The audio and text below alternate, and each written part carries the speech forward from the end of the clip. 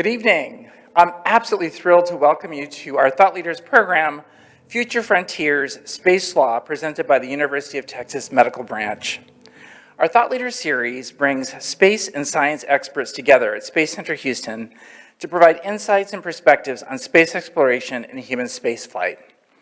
We also serve as the official visitor center for NASA Johnson Space Center, focused on sharing the story of human spaceflight and space exploration with more than 1.3 million visitors from around the world. Our focus is on the past, present, and future of human spaceflight.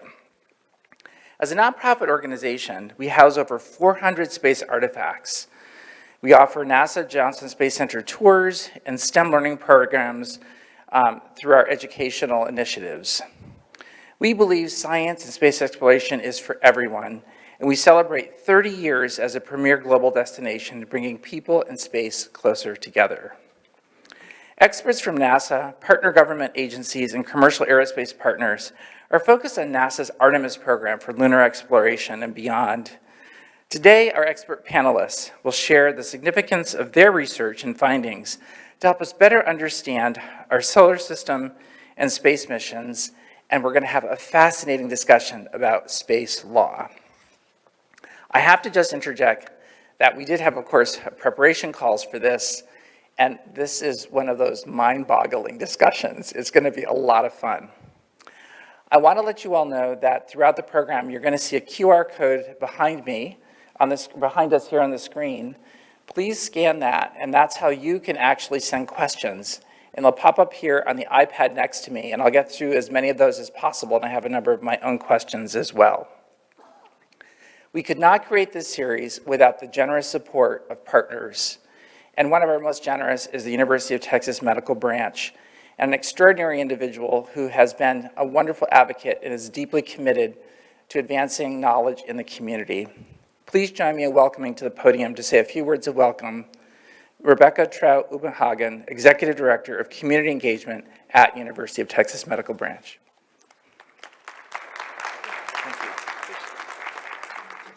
Well, good evening, everyone, and thank you, William.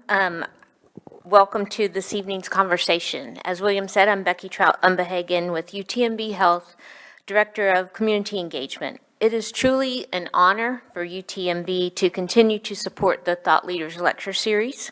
UTMB is in its 5th year of partnering with Space Center Houston on these wonderfully enlightening sessions, and we are delighted that you are with us. Any fan of space-based science fiction can attest that there are always rules and laws in space.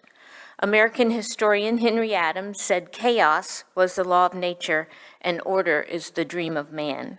While many of us may not have ever given it much thought, space without laws would be chaos, as challenging and untenable as a world without rules governing Earth's airspace or oceans. That makes our topic tonight, space law, an intriguing one. Space exploration and space utilization is an international affair. Rapid commercialization and the likely rush for resources adds another complexity to the field.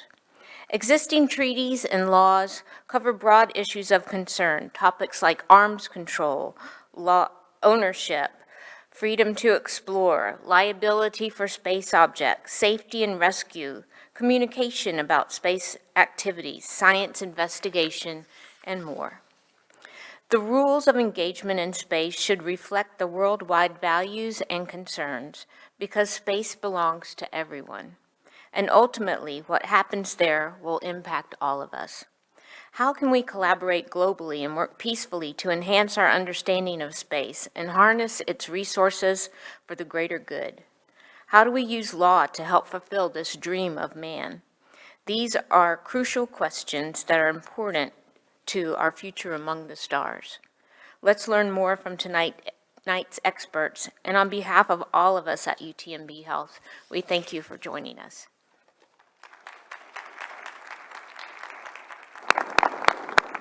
Thank you so much, Becky. We are so grateful to UTMB for your leadership and your engagement with the community and helping us bring these enlightening topics to the public. And now we'll get on with our program. Be sure you scan that QR code and you can send your questions at any time during our conversation this evening. Our first panelist is Art Dula, attorney at law, academician, International Academy of Astronautics executive who assists clients in the areas of corporate, aerospace, and intellectual property law. He's a registered patent attorney at the United States Patent and Trademark Office and has served as a past chairman of the American Bar Association's section of Science and Technology. Art's interest in space and space law is reflected through his elected memberships in the International Academy of Astronautics and the International Institute of Space Law.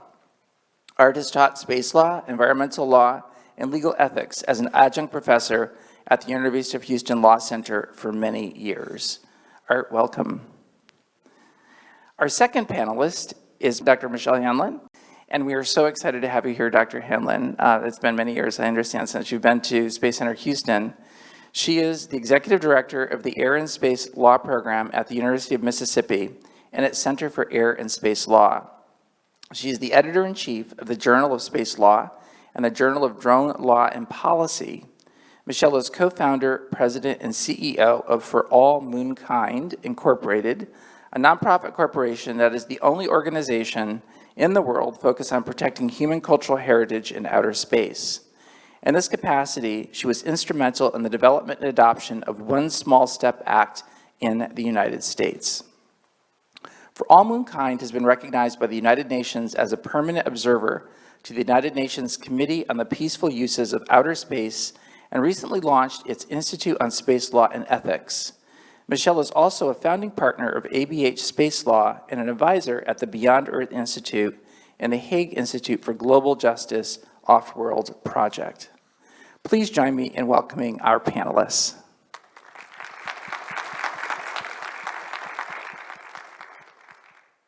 Each of our panelists will provide a brief orientation to the work they're doing, and then we'll get into the real fun part of the conversation. So I'd like to begin by turning the microphone over, the podium over to Art Dula. Art. I'd like to thank you for showing up for something as esoteric as a space law panel.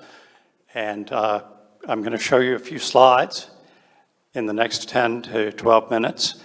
And I don't expect there'll be any examination afterwards. But if you're interested in any of it, you can use the slide deck as a resource or you can email me. I'd like to thank Mr. Harris for the invitation to this wonderful auditorium and to this Space Center Houston, which is a resource for the entire world, the United States, not just Houston. I imagine that a lot of the people come from everywhere in the world to come here. And my job is to take you from ground zero up to the present day.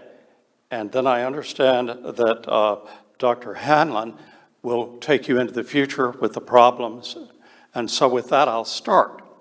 If we start our space law course here, and by the way, this is a full 3 credit hour space law course crammed into 10 minutes, or 8 minutes now. So bear with me. What are we talking about? What's space? What's law? Well, space is everything that isn't here on the Earth. It starts someplace up there. We don't know exactly where because there isn't a legal definition of where space starts. That's for political reasons. But law is how you take and solve disputes without war. So it's pretty important. So let's start. Now this is going to be pretty intense, so stick with me, okay? Nobody sees the future coming. You don't, I don't. If you just look at your cell phone, you'll know that you couldn't have predicted that because if you did, you'd be a billionaire by now, right? But it's not just you. Western Union turned down the telephone. And Lord Kelvin, the leading scientist of the British Empire at the end of the 19th century, said that nothing heavier than air could ever fly. So don't feel bad, you can't predict it. This is a picture of the planet Saturn. It's an actual picture taken by a robot we sent out there. And there is a little teeny weeny dot right there. Does anybody see the dot in the left-hand upper side near the little ring? That beautiful photograph and that dot is this. That's our Earth. If you're at Saturn, everybody you've ever met or ever will meet is on that tiny dot. And if you go beyond Saturn, you can't even see it. So that's what space is. By the way, this beautiful picture was not taken by an American robot. It was taken by a Korean spacecraft.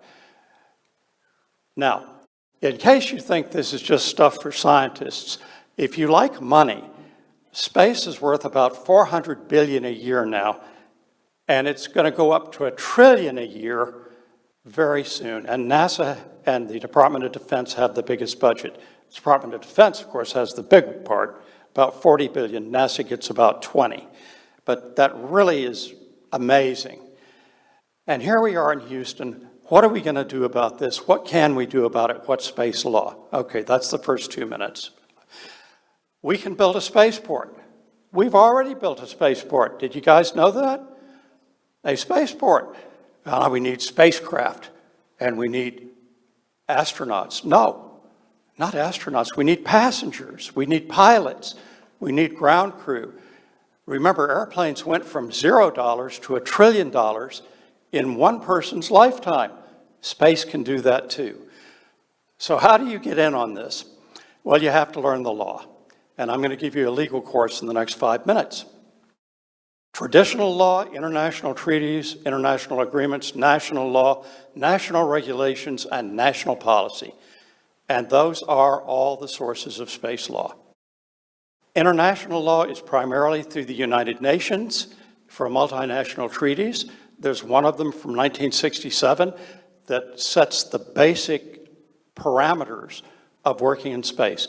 Unfortunately, it was just between the United States and the Soviet Union, but now over 100 countries have joined it, so it's a real treaty. There are 4 other treaties that expand paragraphs in that first treaty. The Rescue and Return Agreement, a liability convention that was put in place in '72 and has never been used, a registration convention, which is kind of like the U.S. State Department records the information on the spacecraft, and a so-called Moon Agreement, which has not been widely adopted because it extends the socialist vision of law into space, and the U.S. didn't adopt it, and neither did Russia, and neither did China. And those are the main space powers. There's also some non-binding resolutions on various technical subjects. Well, international agreements are the way NASA does things. We've got ones on the space station, and on satellites, and on remote sensing, and finally the Artemis Accords. The Artemis Accords are part of the Artemis program. They're non-binding, but they're intended to be best practices for how to interpret the 1967 treaty's provisions. That space should be peaceful, that it should be for the benefit of all humanity, and that people should help each other in space, and there shouldn't be any national appropriation.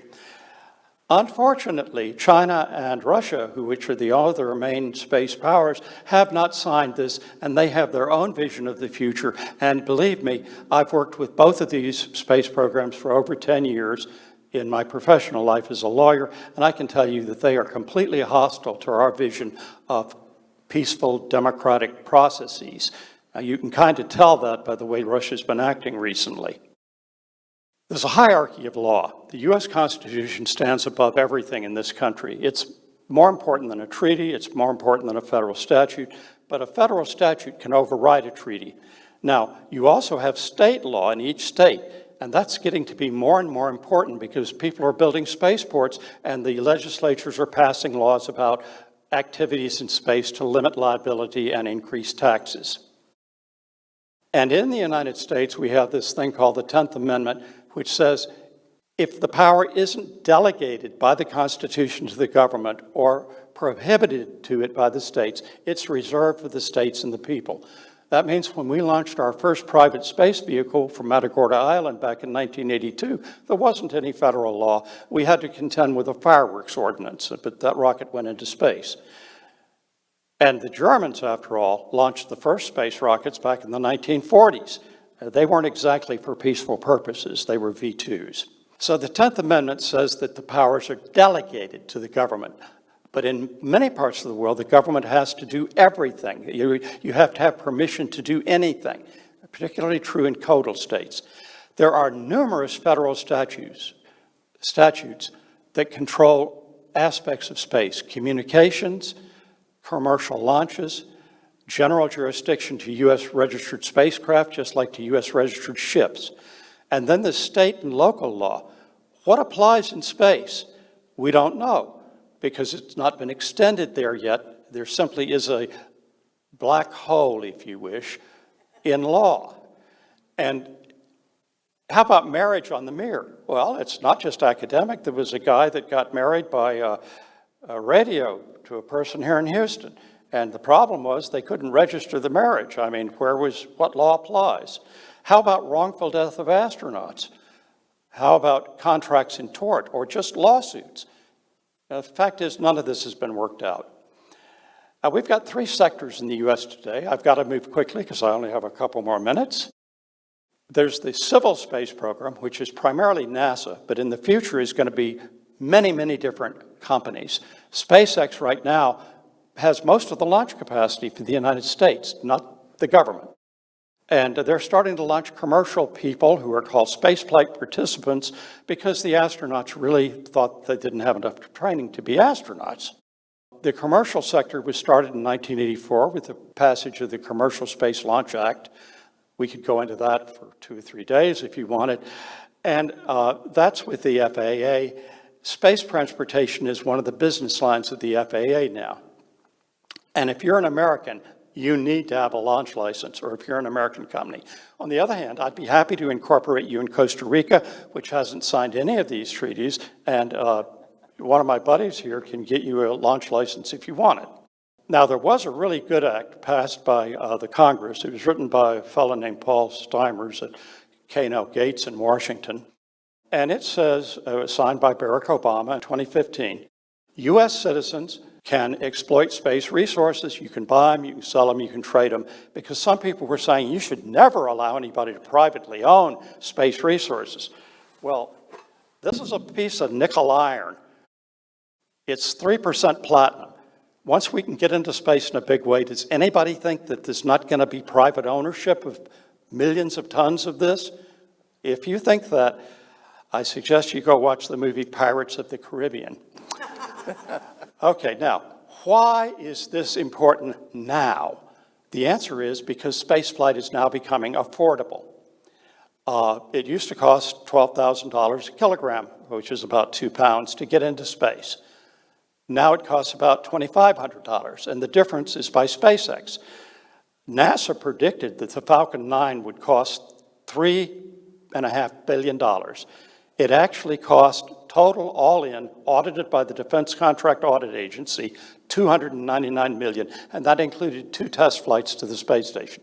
In other words, anybody, even a guy from South Africa who was an immigrant, could come to the United States and build something at 1/10 the cost of the U.S. government. This is not a big surprise to anybody that's taken and worked with the U.S. Post Office. So everybody's investing in space now, $18 billion a year. Hundreds of companies are starting up. There's at least 20 of them in China. They changed their law 3 years ago. And this is the American rocket that the government's building. It's a wonderful, big, powerful rocket, but it's going to cost $1 billion to launch. SpaceX will cost about $100 million. But this rocket can go to the outer planets, which SpaceX doesn't have anything to go out there. This is a really good rocket for outer planet exploration.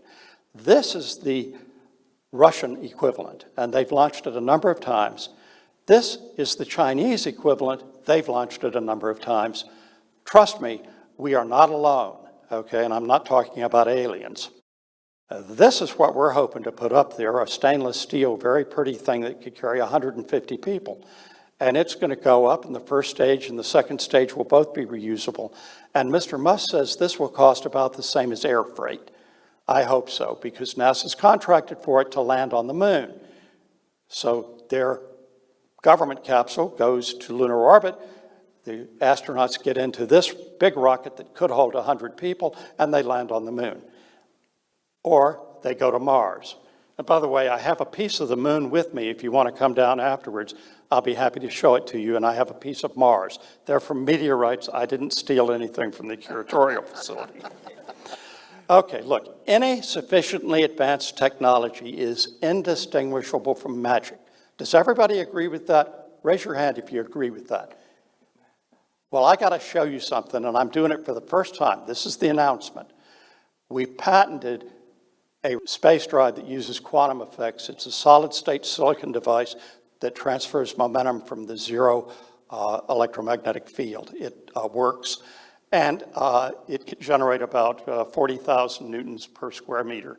And if we can get this thing into production, nobody's going to use a rocket, because at about 100, that's 100%, about 50% will lift against the Earth's gravity. So the patent is public. You can come back to this slide and see the patent. So one asteroid is worth far more than the US debt right now. The US debt is huge, it's big. One asteroid is much bigger than it. And why do we care? Because this is how big the moon is. Does anybody recognize the scaling thing I put on it? It's a map of China. If you don't know that the Chinese have a deep and abiding interest in space mineral resources, I suggest that you check out this slide deck. Always listen to experts. They'll tell you what can't be done and why. Then you should go do it. Now, this is Space Mineral Resources from the International Academy of Astronautics. I was the editor. It had about 15 different countries, about 20 different people. And just because of the fact that the Chinese are really into this, we also published it through the Academy of Sciences in China. First time one of these studies has ever been published in China. And here's the whole world's money. The US has a lot of it. This is an annual economy. You see China is gaining on us. Europe is about as big as we are, but the United States is still the big top dog as far as money goes. But if you want to look at money for the future, the resources of the solar system are effectively infinite. 50 different asteroids. We know where they are. We're pretty sure what they're made out of. They can support a population of 10 trillion people at a per capita domestic product of twice the United States. Think about that. And with that thought about the future, I'll turn it over, and thank you for coming, and I'll turn it over to Dr. Hanlon.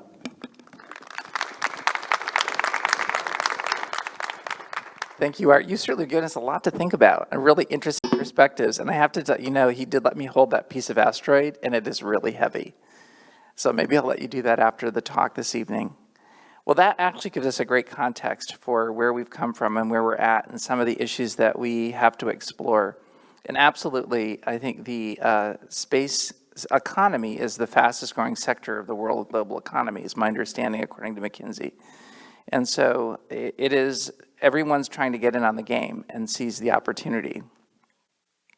Space Center Houston is one of the things that's going to make all of this happen. And it really can, because a person in outer Mongolia can tune in through their smartphone and get every single bit of this lecture, thanks to what you're doing. So now we're going to talk about and pivot to Michelle Hanlon to talk about the current state and going into the future. Michelle. So yes, we are going back to space, and Space Center Houston is going to be a large part of that. And I just want to thank you so much for putting this together and for inviting me to be here.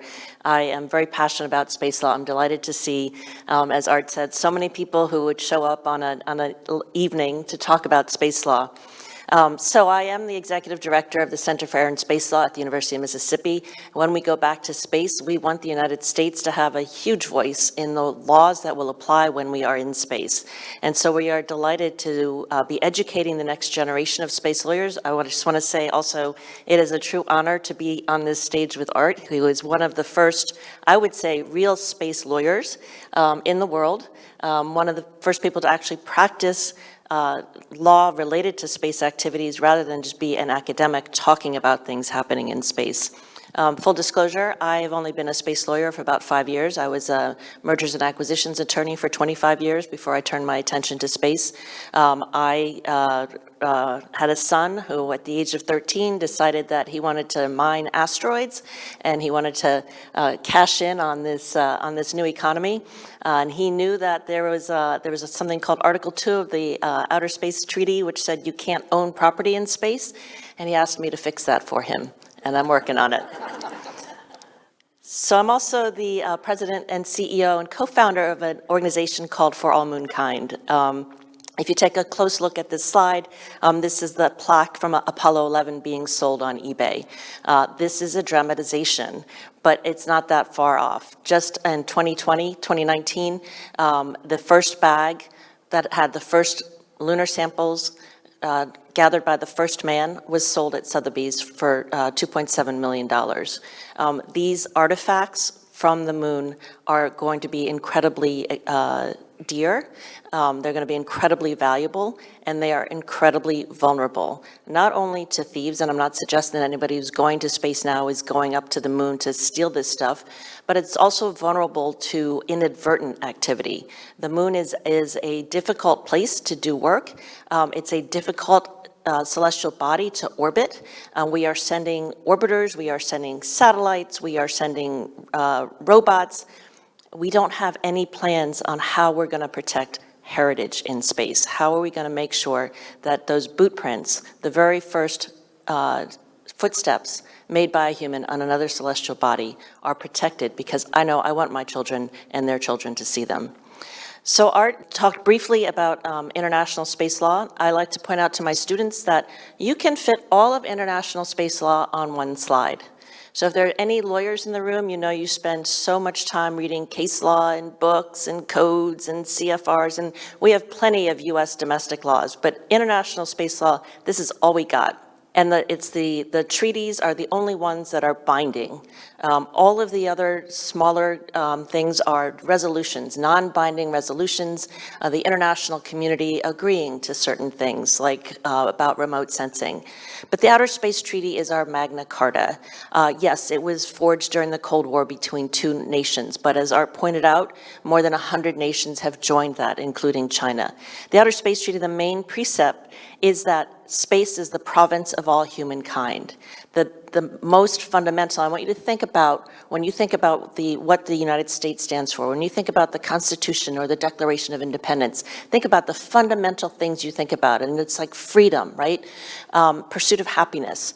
The Outer Space Treaty fundamentally says everybody has the freedom to explore space, the freedom and exploration and use of space. You can do whatever you want in space, period. Except there's one prohibition, only one in the entire Outer Space Treaty. It says you cannot place weapons of mass destruction or nuclear weapons anywhere in space. That is the only outright prohibition. And then we say you can't claim property in space. I argue with that quite a bit. It's all in the interpretation. And we understand also from Art's excellent presentation, it's silly to think you can't own property in space. We're going to have to be able to. International law applies to space, and then we have something called the due regard provision. So you can do whatever you want in space, right? You can send up a satellite and spy on anybody else. You can send up conventional weapons into space. Space is the province of all humankind, but you have to have due regard for the activities of others. So what has the Outer Space Treaty done to us? The Outer Space Treaty has created a first mover advantage in space. Because if you get there first, everybody has to have due regard for what you're doing and for your activities. That's a first mover advantage, and it's going to be very hard to overcome. So we are in a race. There is no question about that. We are in a race to assure access to space and all of its incredible resources. So we all know, we are here, I think, because you're interested in space. We know we get so many benefits from space. We think about the weather, we think about telecommunications, we think about ATM machines, and that's just the beginning. We're seeing more and more incredible uses of space, including things like pharmaceuticals in space.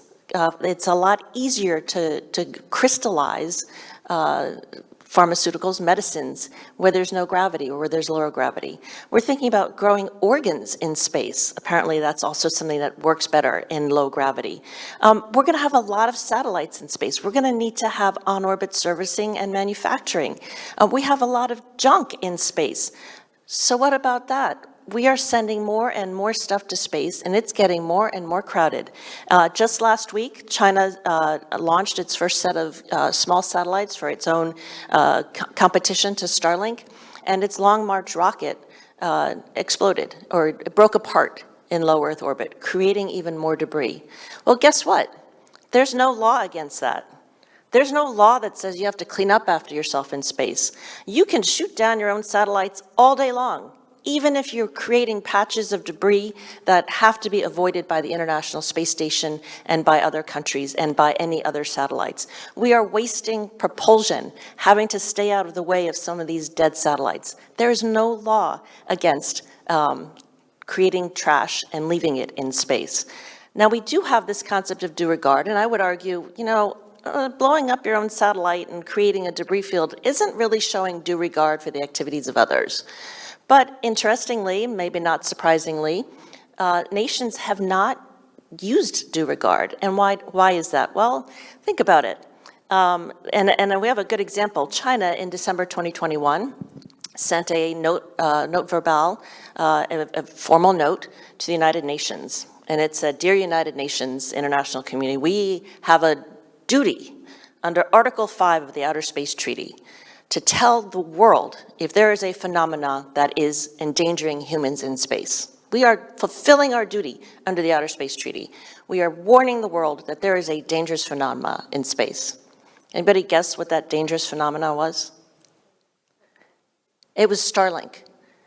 China was complaining that 2 Starlink satellites on 2 separate occasions had gotten too close to their space station. Now, why did they use return and rescue, Article 5? Why didn't they use Article 9? Because, hello, talk about opening Pandora's box. Well, you didn't show due regard for that, and you didn't show due regard for this. Well, due regard means that, and due regard means this. And so you can see how important it is. We have this huge gap created by the Outer Space Treaty that we need to fill.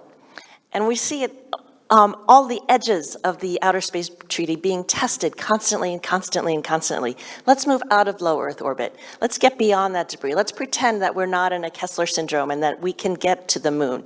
We're going back to the moon, and we're sending all sorts of stuff to the moon. Back in 2019, Beresheet, a commercial company, a private company, sent a mission to the moon. Beresheet took with it some scientific instruments. It took with it a disc from something called the Arc Mission Foundation. Arc Mission Foundation is seeking to populate the universe with all of human intellect and intelligence. They sent all of Wikipedia, put it on a disc, and sent it to the moon. They want to populate the universe with these discs so that if something happens to the Earth, we will have that history out there. But the CEO of the Arc Mission Foundation also did something else. He sent tardigrades to the moon. Tardigrades are microscopic creatures that we know can survive in the vacuum of space. We've seen them. The French actually sent some into space on purpose to see. So we know that they can survive. And so he didn't tell anybody.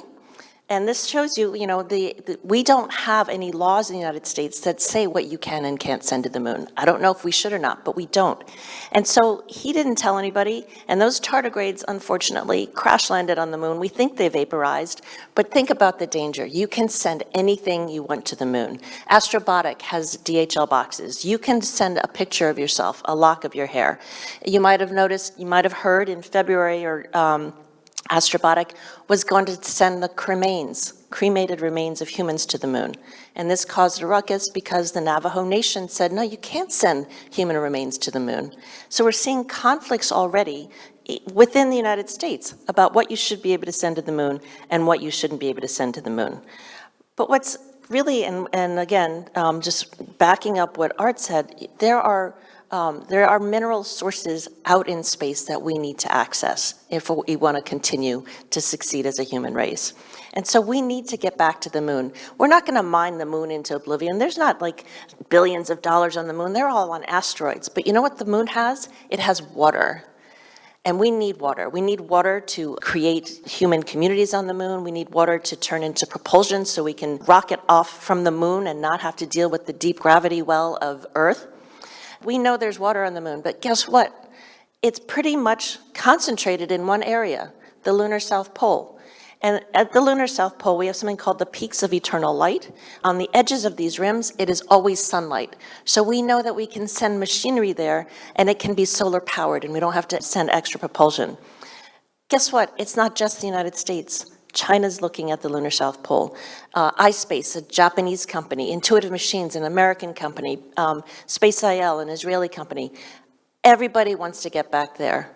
How do you show due regard for each other? This is a conflict waiting to happen. And again, we need to get back to the moon because that is our proving ground. We need to understand how to live and work in space, what it means to be in a space psychologically, where you wake up in the morning and you look at planet Earth. You don't look at the sun, right? And we need to do that so that we can harness the tremendous resources that we know that are out there on the asteroid belt. And finally, we know that we are going to be living and working in space. It's in human DNA to continue to explore. And again, think about all of the laws that we need to think about. How are we going to give birth in space? What citizenry are they going to be? Are there going to be labor laws in space? Who's going to decide what the oxygen level should be? We don't have a human right to oxygen. That's not in the Universal Declaration of Human Rights. What are we going to do? How are we going to figure that out? These are all of the gaps in the laws that we need to address in order to succeed in space and as a species. And just a reminder that that is all of space law. Thank you.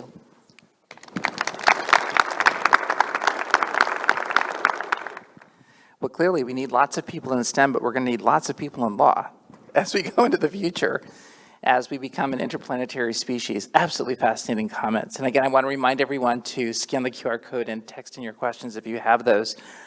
I want to actually begin by talking a little bit about low Earth orbit, because there are initiatives now to create private space stations. These are going to be collaborations among companies, mostly American, but some international, and with international partners. And so these are private entities.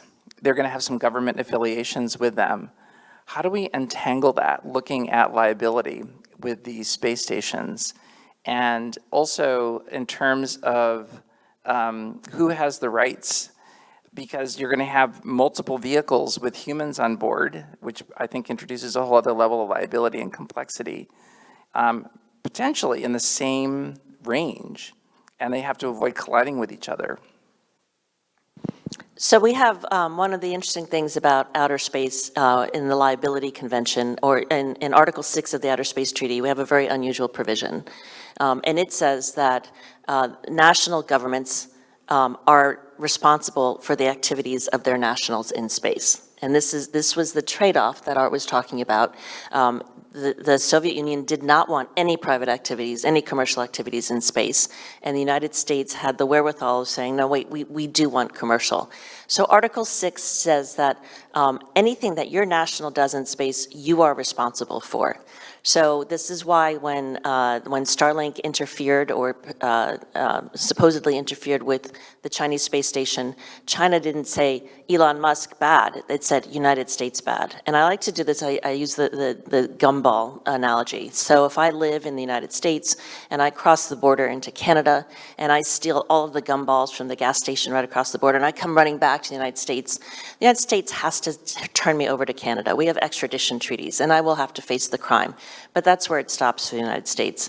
If I do that on the moon, if I go to Canada's gas station on the moon and steal all of their gumballs, then the United States has to turn me over to Canada, and the United States owes Canada. The United States is liable for those gumballs. So that makes it even more complex when we think about these commercial space stations, because that concept of sovereignty remains wrapped in there.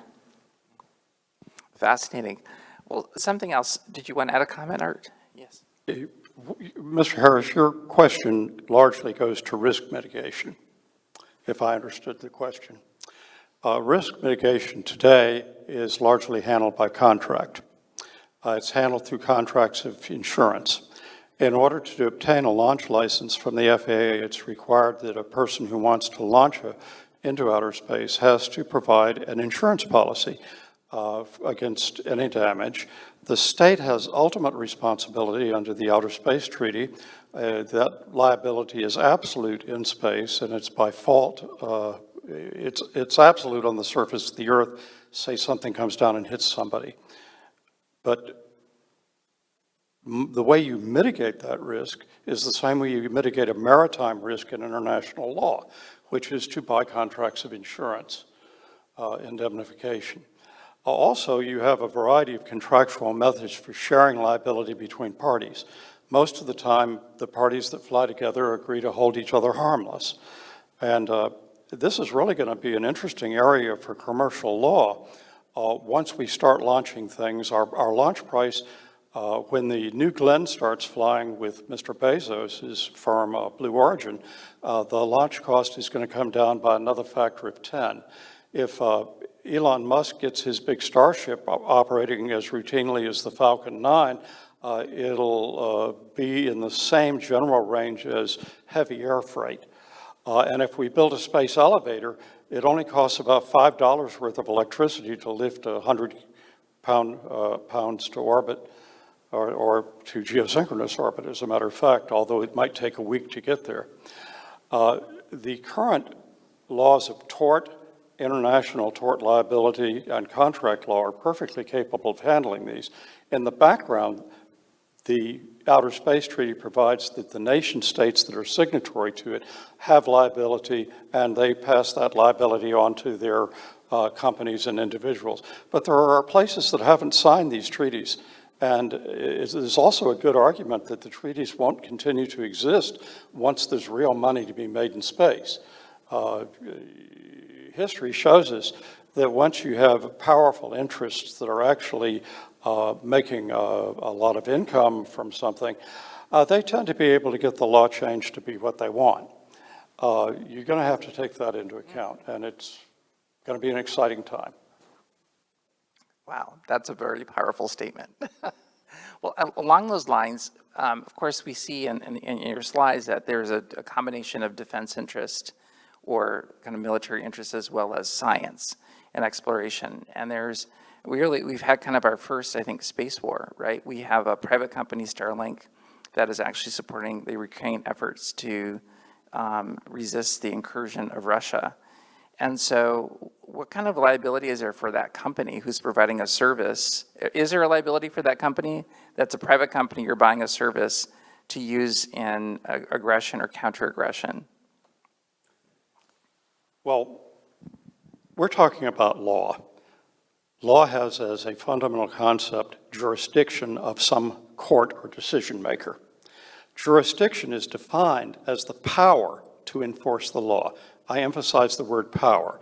If you don't do what a court says in the United States, you'll have a federal marshal or a state trooper show up on your front door. They'll have a gun.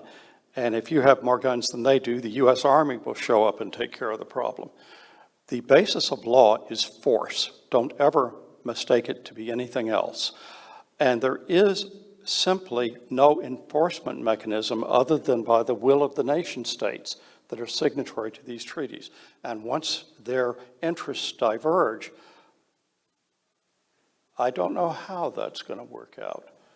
But I can tell you that there's more wealth in space than there is down here. The U.S. is on a planet called the Earth. The Earth is just a space object. Every single thing that's on Earth is also on the moon and on Mars, even water. Even water.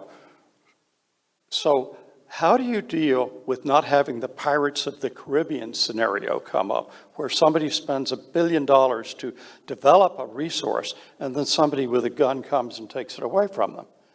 You have to have some mechanism of enforcement. In the oceans, it's the national navies, largely the U.S. Navy, but also other nation states. There is nothing like that in space now that I know of.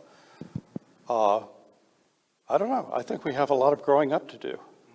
So I just have to recommend, speaking of somebody with a big gun coming, Daniel Soares wrote a book called Delta V, which talks about a company successfully mining an asteroid and somebody else coming along. And it has a lawyer trained in Luxembourg, so he's not a very good one. So I said, next time you write, you got to put an American lawyer in there. But I just want to add to all of the truths there. Fundamentally, what does it mean? The question is actually one of international humanitarian law and the laws of war, because Russia has said that they consider Starlink to be a legitimate target of war. And so what happens if they take those, that they tried to take the Starlinks down with cyber attacks. They were not successful.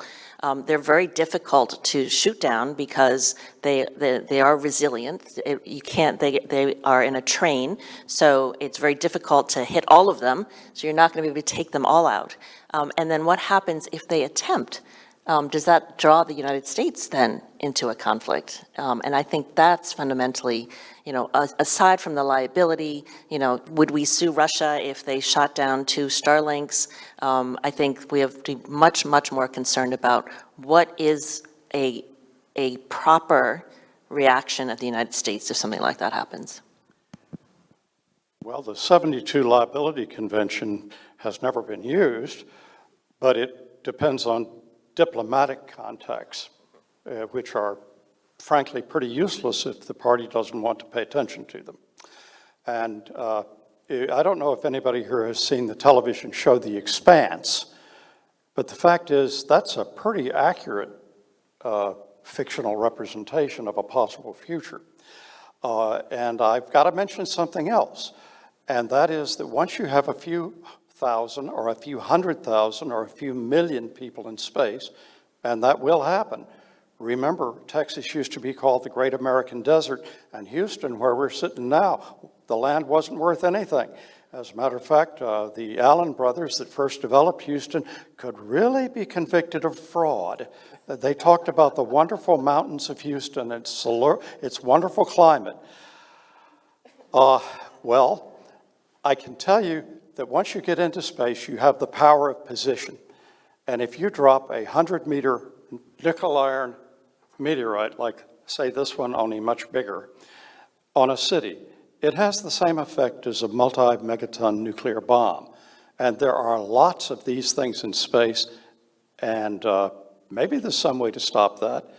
But the people that go into space are going to have their own ideas about whether or not they want to obey any Earth laws. And we better get used to that, or just say we're not going to go up there. And if we say we're not going to go up there, that picture I showed of China on the moon might get to be pretty accurate. Wow. Well, look, this Yes. is supposed to stimulate thought, right? It is. So actually, we have several questions here from people who are really intrigued by the topic, and they're curious about your highly recommended reads. Are there books that you recommend or journals that, if someone's very interested in space law, are there a few that you would recommend for somebody who is trying to orient him or herself around this topic? Do you have a favorite read or two? The Journal of Space Law, which is entirely, you can find it online at our website, the Center for Air and Space Law. And it has been in publication since 1965. So we're the longest lived journals, and it's really fascinating because you can see actually sort of discussion of the Outer Space Treaty right after it had been fully negotiated, all the way up to what's happening today. And our next issue, which will come out in January, is actually going to be an assessment of science fiction and law. What do we see from science fiction? How can that help us form the law? And how realistic is it given our current space laws? And I will also just add, I completely agree with Art. When we get 100,000 people up there, maybe when we get 100 people up there, they're going to make their own laws. We cannot make law for space. It's fundamentally ridiculous and impossible to think that we can, because we have no idea. I have never been to space. I have no idea what it's like to live in space. I cannot possibly tell somebody how they should live their lives in space. But what we can do is produce a framework where we can protect fundamental principles, and hopefully, I liken it to sending a kid to college, right? You do everything you can for 18 years, and then it's like, bye-bye, okay, fingers crossed. That's where we are. That's why space needs lawyers, because that's what we want to figure out, is how to give birth to this amazing spacefaring civilization that is in our future. Well, I think, and there's a question about this, and this is something I've been contemplating as well. I mean, we've had 24 years of really extraordinary collaboration with the International Space Station. And it was a huge experiment, having 5 space agencies come together, all building components of this vehicle, all designed so that they depend on one another to fly it. No one nation can fly it alone. Are there some, from a legal perspective, some lessons learned from that you think can help us create greater harmony as we venture beyond low Earth orbit? So the lessons of it's the Intergovernmental Agreement, which is what governs the International Space Station, are the fundamental basis of the Artemis Accords, which is what NASA would like to see implemented with respect to what they call Gateway, the station that's going to orbit the moon, and then also activities on the lunar surface. There's one country that doesn't participate in the ISS, and that is China. And that China cannot participate in the ISS because we have laws on the books here in the United States that make it very difficult for us to collaborate with China. I personally think that these laws are necessary. However, we need to figure out something, because it is, not only is it silly, because we are all on that little tiny dot that Art pointed out to us at the beginning of this evening together, but it's counterintuitive. We're going to do better if we do this together. Throughout most of history, China's been the leading technical and economic force in the world. It fell under hard times and is just recovering. There's no doubt that China, with 5 times the US population and 10 times the number of science and engineering graduates, can do anything that any other country can do in space. I think we'd better either do one of 2 things: cooperate with them or learn Chinese, one of the 2. They'd like to cooperate. I know that because I've talked to even the very highest levels of their space program. They want to be part of the international effort. They actually are quite friendly about this. But national interest control and what individuals want isn't all that important, unfortunately. The U.S. can't cooperate with China because of the Church Amendment. Frank Church was a congressman who put through a law saying we're not going to work with China because they're barbarians, they're horrible, and I could read the preamble to it and you probably throw up. Of this federal law. And even the President of the United States can't override that law. Only a vote of the majority of Congress can. And that has kept NASA from working with China. And NASA, I'm sure, wants to work with China because they are a powerhouse and they also are less expensive. I don't know if you've noticed that lots of stuff in your home is made in China. Well, guess what? All the space stuff they have is available too. They're willing to sell all sorts of interesting things like guidance computers. You can't buy a guidance computer from the United States. It's controlled technology. It's military. You can buy it from the space program of China. I can show you the catalog. So I think we ought to work with them because the alternative is to not work with them. Well, it is very interesting. I think that, you look at the Cold War and the collaboration that began initially Soviet Union and then with Russia actually did lead to a greater period of collaboration. And so you're laughing, Art. Russia collaborated with the United States because we paid them. I mean, they made no bones about it. They got, I one time asked one of my friends what percentage of the Russian space program was paid for by NASA. And he came back about a week later and said, I can't tell you the numbers because it's a state secret, but the percentage is 162%. So you figure it out. NASA paid $400 million just to take somebody up to the Mir space station, which a few years before they had said wasn't safe for any astronaut to ever go to. And of course, geopolitics deals with this. The Reagan administration had to get money to Russia or they would have started selling nuclear plutonium cores to the Middle East. This is a well-known history. And reality is going to intrude upon the platonic wishfulness of everybody being peaceful in space. Humanity is very good at war. We seem to do a lot of it. It's unlikely that we won't have wars in space. I mean, I'd love if we wouldn't, but I think it's likely that we will. If the United States is going to maintain a position in the world where freedom and democracy and a capitalistic system operate, we're going to have to compete with the people that don't have those beliefs. And those people have not signed the Artemis Accords. In fact, they have put together an idea for things that are very different. The Russian Duma, their legislature, has actually passed a law saying that everybody near a Russian base on another world like the moon is subject to Russian law and that they have control over it, whether they're Russians or foreigners. And U.S. doesn't have anything like that, but then again, the Russian Duma voted some very interesting things with respect to Ukraine recently. So I'm going to put a little hope on that, spin it a little bit, right? Okay. So, yes, the situation is dire. We are in a race, and Art talked about freedom on this world, and I would say freedom in the universe. But I have two sort of counterpoints. One is we fight. It's human nature, but we tend to fight over resources. The universe is vast. Once we figure out how to get past our moon and into deep space, we can adopt the Polynesian way. Instead of fighting, we'll just go to another island, right? I know that's centuries and centuries away, but that is something. If we can hold it together, we can do this. The other thing is, that, a lot of people poo-poo the United Nations Committee on the Peaceful Uses of Outer Space.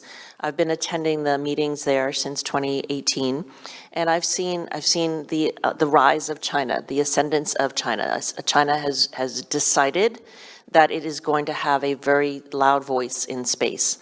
But I've also seen collaboration. It was a top-notch kumbaya moment, no substance whatsoever, but there was a day on June 19 of this year when China and the United States were on the stage together comparing notes about their lunar programs, okay? So we have that. We have them showing up at the meetings in Vienna talking about a lunar governance framework. We have that. So we are talking. The Committee on the Peaceful Uses of Outer Space has met every year since 1958. And they will continue to do so. It takes them a long time. They still haven't figured out where space begins and air ends. But they are all getting in the room together 3 times a year ever since 1958. Well, that's extraordinary. We're getting, I think, close to the end of our time. And I have a lot of questions here, but there are several questions, and I kind of want to wrap them together. And you have addressed these, I think, in part. And it's a lot of concern about the consequences of human action in space and how it could bring harm to Earth. And so what I've heard you say is that possession is power, right? If you are there, you have the influence over making things happen. But there are some accords around conservation of sites on the moon. I mean, there's discussion about that, conserving those sites and that type of thing. Are there conversations happening about protection of Earth as a consequence of exploration in space from a legal perspective? I'm not sure I understood the question. So there are, as we have more and more objects going into space and orbiting space, we've talked about space junk and the risk of it coming back to Earth. We've had a case of a piece of a vehicle crashing into a home in Florida. Are there discussions happening and looking at liability and ways of protecting Earth as more and more people are launching things into space? Is there discussion around practices or agreements to protect Earth? No. We do have the liability convention by law, by this treaty. If something from space hits you on Earth, then the country that launched that object is absolutely liable. No question asked. If it hits you on Earth, you're absolutely liable. So For example, this house in Florida was hit by a piece of space station. If that piece of space station had hit a house in Cuba, United States liable. Doesn't matter if it was their fault or not. Because it landed here in the United States, the liability convention doesn't apply, and we go to natural sort of negligence. But you raised a very good question. Look, the sky is not falling. We're going to see more and more debris coming down. Part of the way we remove debris from space is we draw it into the atmosphere and hope that it burns up. We're only now just learning that, oh, this might be having a bad effect on our atmosphere. And we're also learning that we really don't know how to predict what's going to break down small enough that it doesn't do harm. I will say the United States has protocols, and part of the federal regulations require that you make a risk assessment and say that you know that's a 1 in 10 to the exponential value chance that you're going to hit a human.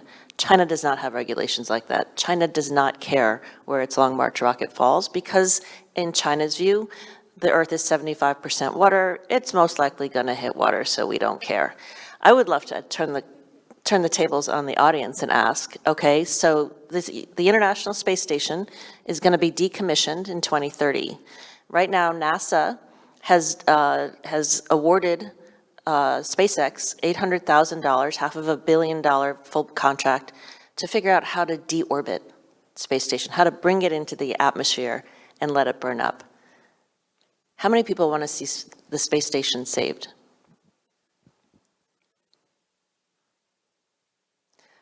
It's estimated that it will be about $1 billion to pull it up into a higher atmosphere.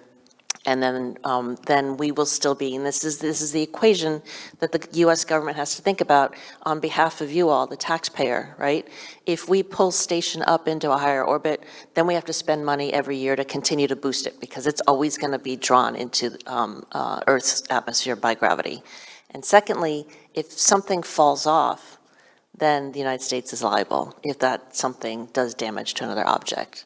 And so this is a tough decision. I see a lot of people who would love to see stations saved. But I wonder, when we look and we put the back of the envelope math, how many taxpayers will be like, yeah, that's a good use of money. Fascinating. Art? Liability for damage under the Outer Space Treaty is absolute on the surface of the Earth and according to fault in outer space. But in fact, that 1972 Treaty on Liability is never used for anything. Russia launched a radar remote sensing satellite called Cosmos 954. It had a nuclear reactor on board. The nuclear reactor separated improperly and landed in Canada. And the treaty still wasn't used. There were diplomatic negotiations. They finally ended up paying $2 million by just to get rid of the problem. The problem is that there is no effective, even Grotius, the great medieval scholar of law, said that there is no jurisdiction above the range of the hunter's weapons. If you don't have power to enforce the law, you don't have jurisdiction, you don't have law. You may have custom if everybody wants to do it and there's a monopoly, like NASA or Roscosmos or the Chinese Space Agency controlling access to space, it might work because they can make informal administrative decisions. But once anybody can go into space for the same price as buying an air ticket, and by the way, it takes more energy to punch through the atmosphere going to London than it does to get to low Earth orbit. It's just you don't have to carry your oxidizer with you on the way up because you can breathe air. We are very primitive now in our technology for space. What, 600 or 700 people have gone to space total in half a century. In half a century, we had millions of people moving by airplanes. But then again, when you first started launching these airplanes, you didn't have to have a license. And over 1,000 people died building airplanes before 1910, or trying to build airplanes. The world is currently extremely risk averse, and that's going to change because the wealth in space will overcome the fear of getting up there through non-governmental means. I think there will be I'm a patent attorney, and I have reason to believe that there are technologies in the pipeline now that will work the same difference in going to space as the cell phone did in communications. Can anybody here imagine living without a smartphone and all the things it can do? And yet nobody saw that coming. No. Kodak, multi-billion-dollar company, invented the digital camera, and then they said it's not good for anything, nobody's going to look at it. And so Kodak went bankrupt, and the guy that invented the digital camera made a lot of money. Does anybody think that's not going to happen again with regard to space? Look at Elon Musk. He has vertically integrated the assembly of a rocket and made it reusable. But that's not the end of that technology. When Jeff Bezos starts flying his New Glenn, you're going to see another tenfold drop in the price. And by that time, it's down to less than $1,000 a pound. So for $100,000, you can go to space. Wait a minute, you can do that now, can't you, with Sir Richard Branson, if you want to ride on just up and down. We're headed for a wonderfully exciting future if we can do it without killing ourselves. So, Or not all good of luck. ourselves. And anybody that would like to take and see a piece of the moon or Mars, I have it with me. Privately owned piece of the moon. So just come down and you can look at it or play with it. Thank you so much. I want to give you each a time to share a kind of a final thought. You did a little bit, Art, but as we wrap up our conversation this evening, this has been so stimulating. I could go on for another hour or two with you both, but what is a final thought you would each like to impart on our audience this evening? So rose-tinted glasses, I wear them permanently. So less than 700 people have gone to space, but the majority of them, when they talk about their experiences, and Frank White, an author and space philosopher, has talked to a lot of these individuals, they all say the same thing. When you look back at Earth, you realize there's no boundaries. Those are all made by humans. It's very fragile. When you look back and see Earth against the vastness of the universe, you realize that our existence is just such a blip. And you realize things like, wow, we should really try and get along. And Edgar Mitchell, Apollo astronaut, had that great quote, we ought to get the goddamn politicians up here to look back and see Earth. Frank White believes that the brain actually does some psychological twinging or something. And so I believe that we will see peace on Earth from space. I believe we are going to have an Artemis base and an International Lunar Research Station. And maybe, just maybe, one's going to run out of oxygen or need something from the other one. And our governments down here are going to say, oh, no, you can't do that, we're at war. And they're going to say, no, we're going to survive this. And whether that creates our first sort of non-Earth-based human community that becomes a member of the UN, or whether it's something, that is, I believe, I talk about this with my sons all the time. How will we see peace on Earth? And we always said, well, only when we are all facing a common enemy. And so we're waiting for, the War of the Worlds, an invasion by aliens. Then we will all come together. But I think we can do it because I believe in the overview effect. Thank you. Say a couple of words. If anybody who's listening to this is actually very serious about learning about space law, there's two ways you can do it. You can go to the Outer Space Affairs Office website at the United Nations in Geneva, and they have lots of resources for you. Or you can enroll in the Space Law Master's Program at the University of Mississippi. That'll cost you $25,000, and it'll be a good investment. I can tell you, we have a rule of thumb in the practice of commercial law, which I'm in, and that is that project cost times 3% equals legal fees. Well, if you look at the project cost of a space project, that 3% for legal fees is pretty substantial, and a $25,000 investment to get to be able to do it isn't that much.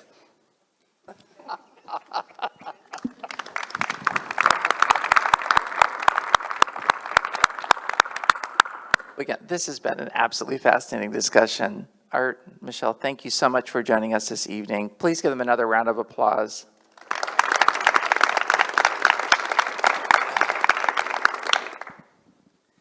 Well, if you enjoyed tonight's program, we hope that you'll come back and visit Space Center Houston again. You can learn more about us on our website at spacecenter.org. All of our Thought Leader programs are cataloged there, and you can go back and revisit this and watch this, and it was really rich with a tremendous amount of content. Again, I want to thank you both so much for joining us this evening, and we look forward to having you back again. Have a great evening, and please drive safely.